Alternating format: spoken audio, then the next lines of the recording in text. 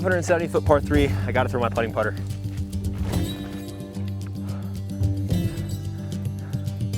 Oh my gosh. If I'm honest, this is the most excited I've been in a long time to play a new disc golf course to me. Last Resort in Conifer, Colorado. Just past Beaver Ranch, or so I thought, because the trek in here was something crazy. It was 2 miles down a dirt road, 1 lane, to their house where you have to pay, but then on the way up here, you have to pass some cattle or some horse gates, open them up yourself, drive another 2 miles after the house, past some wilderness camping sites, seeing some mule deer, and you get to a 21-hole new in 2025 disc golf course. And this one, you might want a 4x4.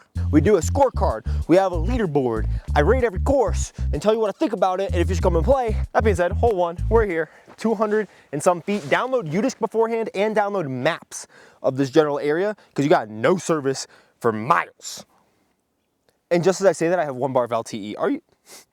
299 feet. Wow, this is sweet. It looks like a lot of MVP black hole baskets. I saw some Innova disc catchers as well. And the reason I'm wearing an orange hat today is because they told me that there's hunters out here and I don't want to get shot. So I'm wearing as close to blaze orange as I can.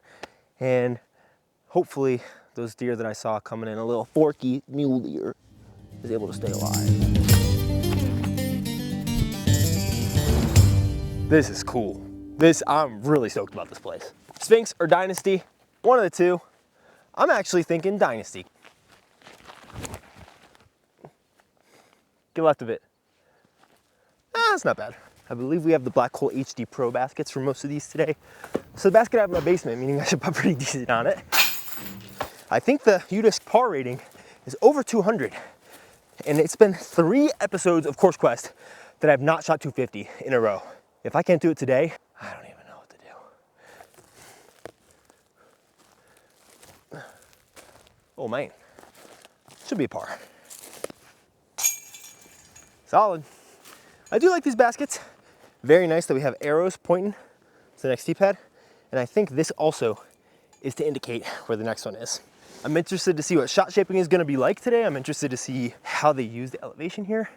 One nice thing is I have played the last 3 rounds without any par 4s, but I think there's some like legit 600-700 foot par 4s on this course today. Wait. I just looked at my basket right there. And then if you look right above my basket, look right up there. That's a basket by that big old rock. That's gonna be sick. 125 feet of elevation gain from right here up to that basket. Hole 2, saying 375. Where are we going? Showing that way. So maybe that's not my basket. That's the Turkey 2 basket. So I think they put in a shorter layout. So we're gonna be playing the longer layout today. So that's not my basket actually. Our baskets are right through there. This is how the course is gonna be. A couple hard holes to get started with. Going straight with a little turn. Could be my Sphinx, probably will be. Gotta leave it high.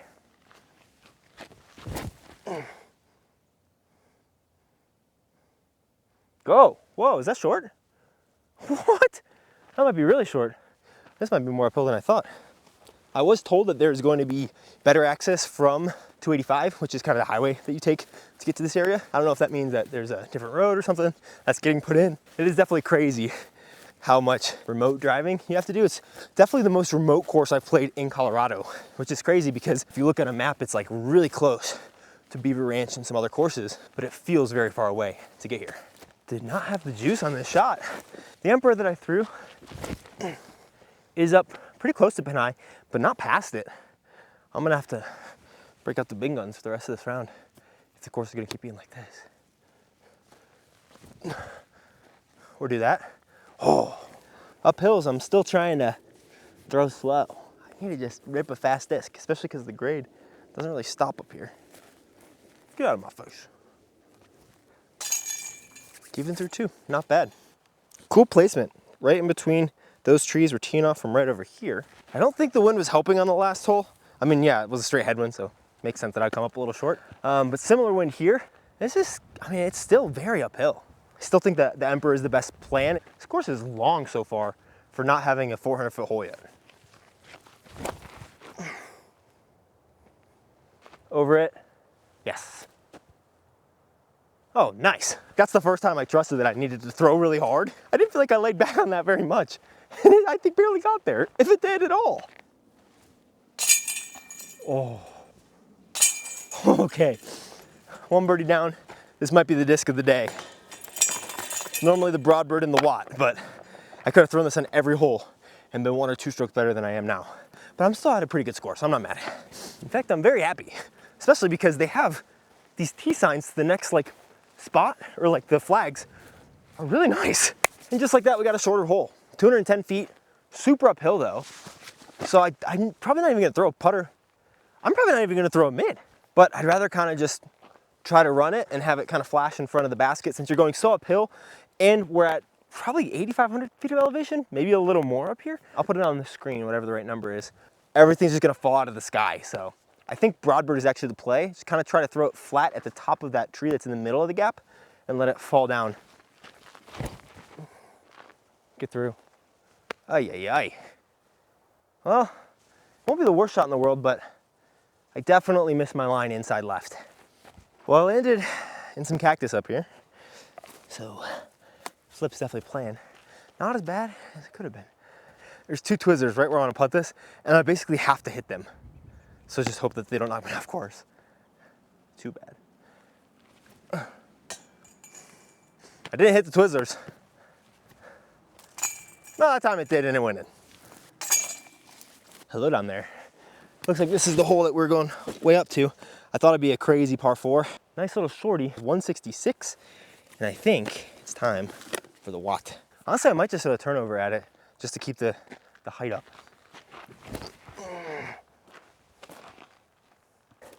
Not a lot of good places to put a camera. It looks like the Watt is gonna extend its birdie streak. This foot's not closer than that one. Good to go. Yes. Oh, ow. There are thorns in my thigh. Whew. I hope we throw off the top of this thing because that would be sick. It does look like the storm is just missing us. And I got to show you a panorama of this place because it is gorgeous. So this is the view from the basket. Definitely one of the better views out there. Wow. So much depth.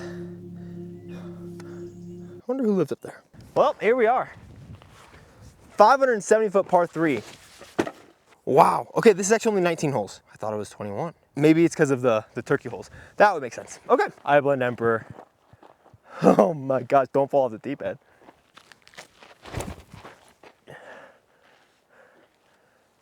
Get around it. Oh no. Well, looks like I have another par 3 from over there. That was so close to so good. Banana. I remember.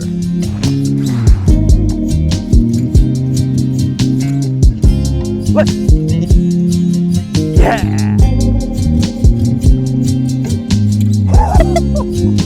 Gotta be a tomb.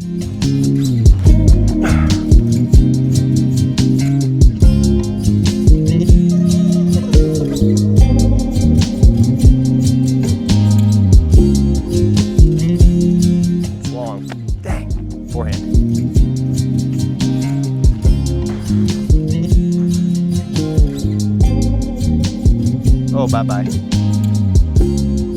Oh, gosh. Gotta be a function.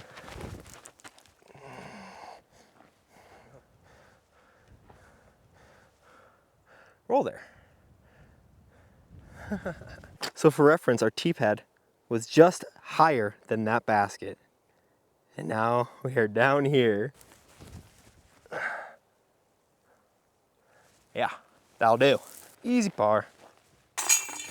I kind of like this. Sandwich the mega hole with the shorties. 220 feet, I believe. Looks like best play is a forehand. Just over these first trees flat, let the wind do the work.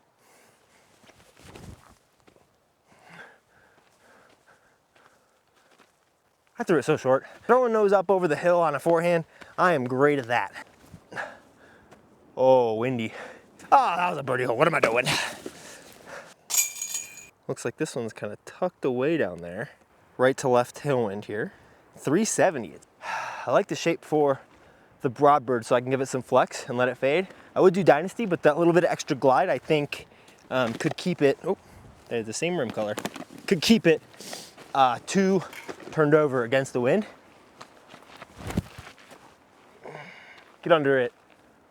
Oh, lucky ducky. Wow. That slipped out a little bit and it's gonna be long left. That was the right idea, just the poor execution, but I got lucky. I think I'm learning some things about myself. And one of them is that if a course has a hanging basket, it automatically goes up 0.25 in my Vidanta certified score. It's gotta be like a nose up air bounce putt. Or, ooh, there's one little gap.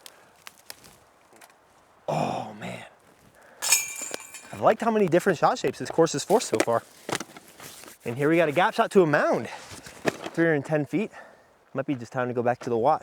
I don't hate like a mid-range, but I think I want to land it shorter rather than longer, and the wind should push it forward.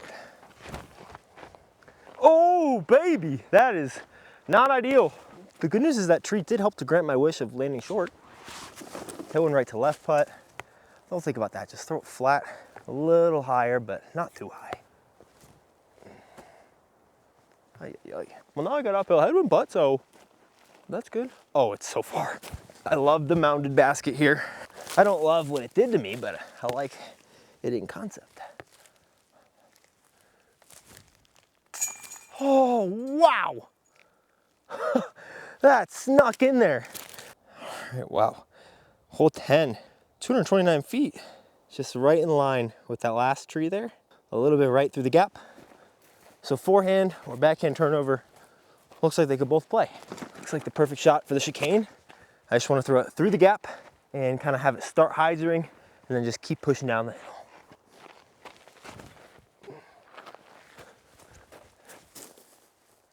Oh, I saw a skip. Dang, I thought I'd not get that. I think it should still be close to in the circle, but I thought it was gonna be parked for a second. Okay, I'm glad my depth perception was off because it is still pretty close for birdie. This has been one of my favorite properties to be on. It feels like national forest, kind of wilderness land that we like to camp on, my wife and I and my family. And then you put a disc golf course there. Oh, it's a little more like wildernessy feeling than some of the other courses that are close, which makes sense because it's definitely a hike to get out here. I really like this style of woods and paths and forest. It feels homey in a weird way. Nice that we got the tassels telling us to go this way, as well as a sign on top of it. I wish that manufacturers would ship those arrows standard with the baskets. Okay, here we got another sweet looking hole. Short tee pad. Maybe they wanted to make a hole that way. I don't really know, but it seems like it's oriented the wrong way. But it's got something right down there. Oh, they should put a Mando to the right of that tree because that is the line that I definitely need to take, is that hyzer. Fortunately for the course, there's no Mando. Fortunately for me though, the Brobird hasn't birdied yet, and this looks like just throw it flat out there, let it crash down, get a bird.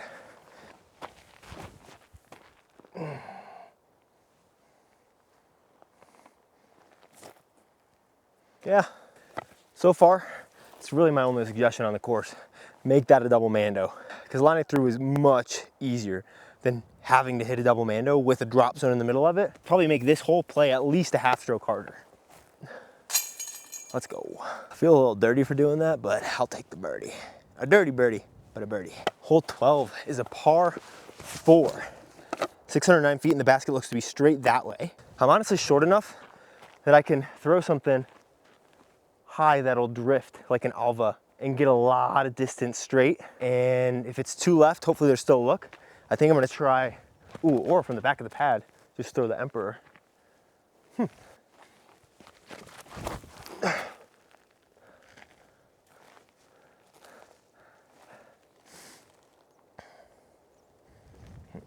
Okay, it landed over by the turkey basket, so it can't be that bad.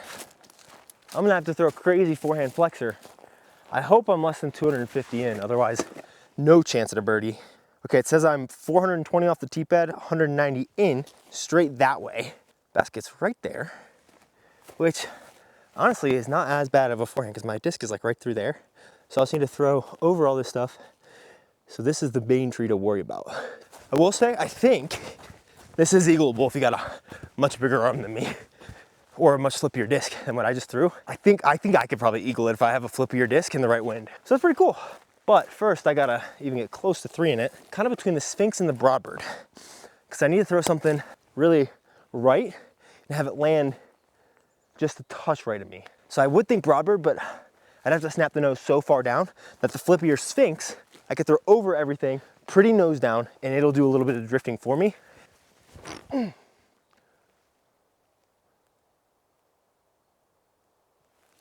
I don't think that's bad. I think it's a little short though. Ooh, that might be better than not bad actually. That might be pretty good. Oh, heck yeah, circle one. Looking back at where the trees are now, I don't think I could eagle it. It would take like an eagle arm to eagle it, but.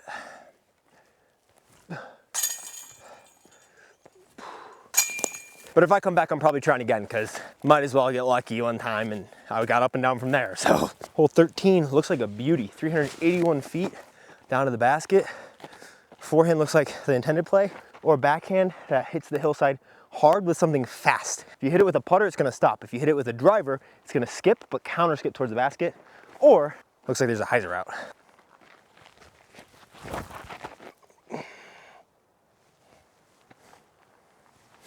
Swing it left, or hit the trees and give me a putt. I like that. This is actually much shorter than I thought.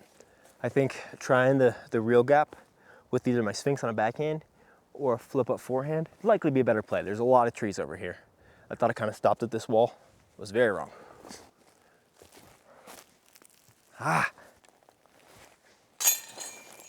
Hole 14, 541, par 4.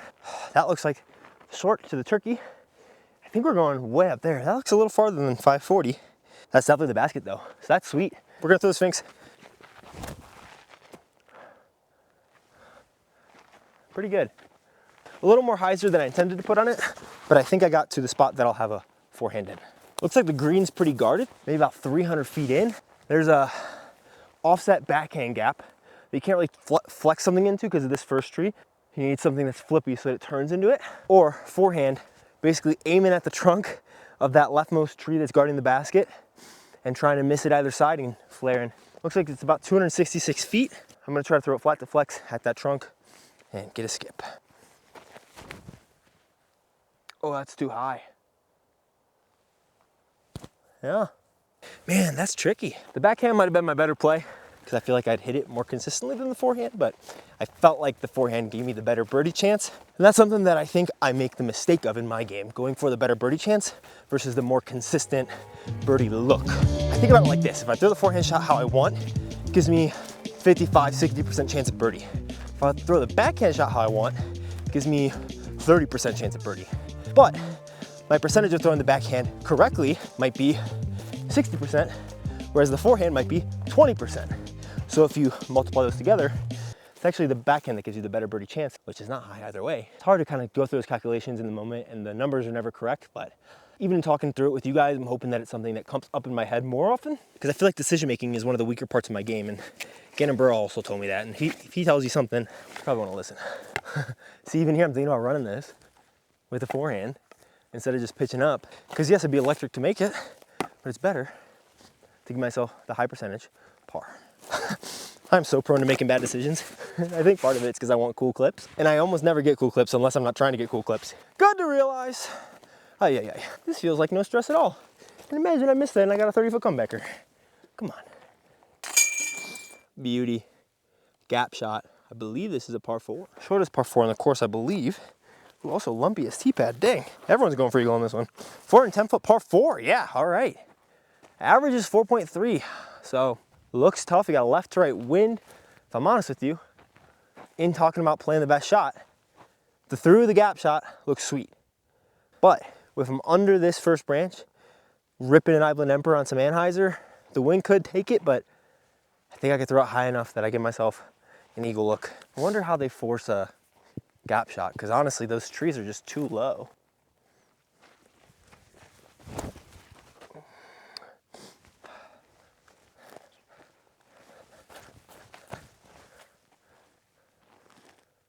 Okay, a little left. Not bad. It was a little too high, but I like the shot. Cheater line got us a look for the 2. Honestly, not as close as I expected it to be. Oh gosh. Dude, what is that?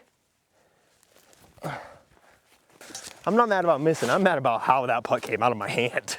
Let's not waste this birdie opportunity. I almost did. 360. This one is hard to cheat, so you could drop big flex, but that's silly. Oh, she went that way. Looks like it's time to really break out a beauty with the Sphinx. My signature series disc from this year. Guide it through it on a touch of hyzer.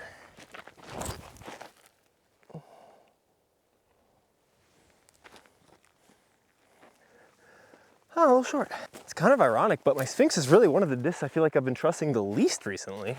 Let's give it a chance.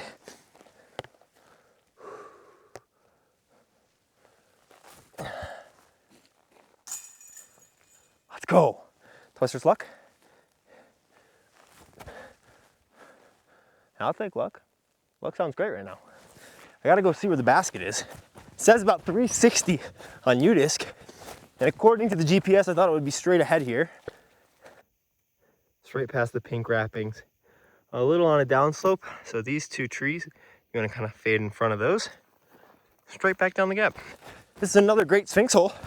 Could also work for the Dynasty, but the Sphinx is not as crazy flippy as for some reason I've convinced myself that it is. In the last couple rounds I played with it, and so hitting the gap I think is great with that disc. Just like that. Oh, that might have actually been a good tree if it kicked to the left. A touch higher than I meant, but I should have a putt. That little tree kick that I heard, if it was this tree, not as good as if it was that tree. That was a great tree. What the heck? Let's go, Sphinxy boy. 2 for 2 in the last 2 holes. Where are we going? This way. I love the ribbons. I love the ribbons. It is so helpful to not have to guess where the next basket is. Wow. This plays far, I'm sure. This is 255. Holy far 255. Yeah, 35 feet of elevation gain. So if you assume 3 feet per foot of elevation gain or drop, at about 100 feet. So probably plays close to 350. This is a good gap too. Makes you want to throw a forehand, but then you're worried about the height. Makes you want to throw through that gap, but then you're crazy. I might be crazy. No, just lace it at it, dude. You got a Sphinx for a reason.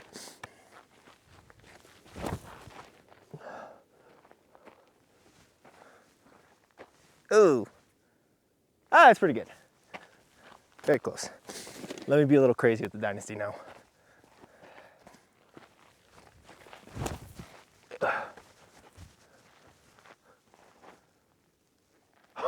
Might not be as crazy as I thought.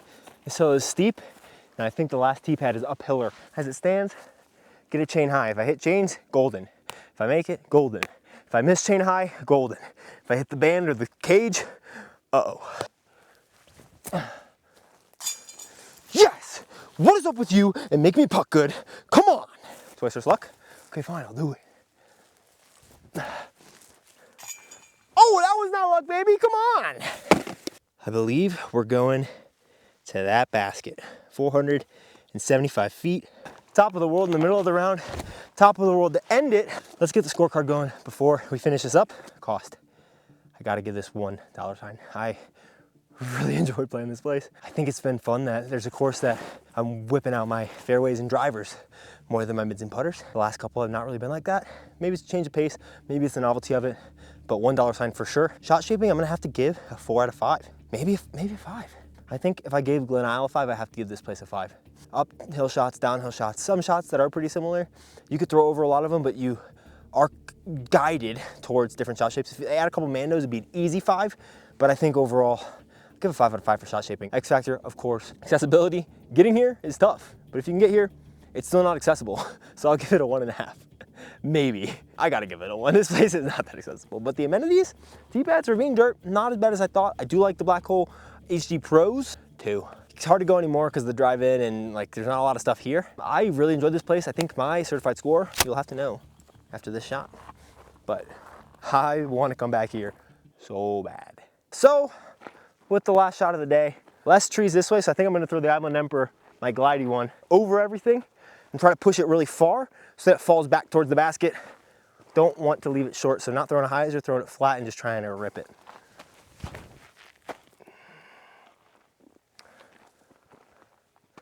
Come on, fade hard.